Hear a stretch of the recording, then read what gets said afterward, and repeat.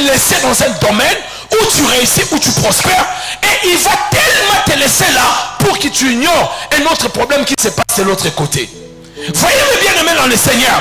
Chaque famille a son histoire, a son combat. J'ai entendu la main de quelqu'un.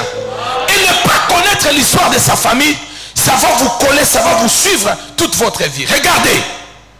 Lorsque vous regardez l'histoire de la Bible, Abraham est sorti d'une famille idolâtre.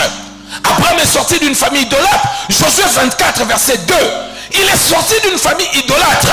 Mais plus tard, nous allons trouver l'idolâtrie en train de poursuivre l'un des enfants d'Abraham, Jacob. Genèse chapitre 35.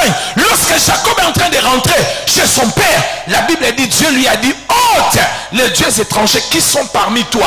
L'idolâtrie qui s'est incrustée dans ta famille. Il faut les ôter. Mais le même problème qui était dans l'histoire de son grand-père, de son arrière-arrière-grand-père, va entrer de manière frauduleuse dans la vie de cette personne-là. Les gens ne devaient pas ignorer les réalités de leur famille, le problème de leur famille. Je suis en train de parler à quelqu'un. Dans certaines familles, je vous raconte une histoire. Il y a même des enfants. Vous savez, des enfants qu'on a fait entrer dans votre famille. Mais c'était un enfant sorcier. Est-ce que vous savez, il y a des enfants qui sont dans vos familles. Vos familles. Les enfants là sont des enfants qui sont des semences qu'on a plantées pour détruire la famille. Vous avez déjà entendu parler de Banamaï. Il y a des enfants qui ne sont pas des hommes normaux. Il y a des gens qui sont dans certaines familles qui ne sont pas des gens normaux. Je vais d'abord les dire d'une autre manière. Suivez attentivement. Est-ce que vous savez que tous les êtres humains ne naissent pas de femmes? Tous les êtres humains ne naissent pas de femmes. Il y a d'autres êtres humains. D'abord, il y a multiples manières de naître. On peut naître de nouveau. La nouvelle naissance est aussi une naissance. Mais ce n'est pas une naissance où tu sors du corps des femmes. Dans Jean chapitre 3, Nicodème a posé la question à Jésus en lui disant, comment naître de nouveau? Je dois encore rentrer dans le ventre de ma mère. Donc, il y a une autre naissance qui ne passe pas par la femme. On peut naître aussi de la mort. La Bible dit, Jésus est le premier-né parmi les morts.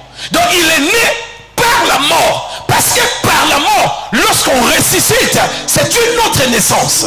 Mais laissez-moi maintenant vous donner une fondation biblique. La Bible dit ceci. Jésus a dit, de tous ceux qui sont nés des femmes, il n'y a pas plus grand que Jean-Baptiste. En d'autres mots, il y a d'autres qui ne sont pas nés de femmes.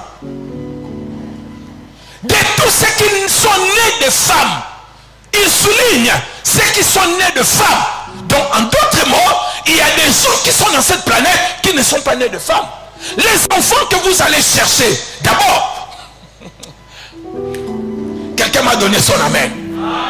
Alléluia. Est-ce que vous savez qu'un esprit peut faire un enfant avec une femme? Mais Jésus est une naissance d'une femme avec un esprit.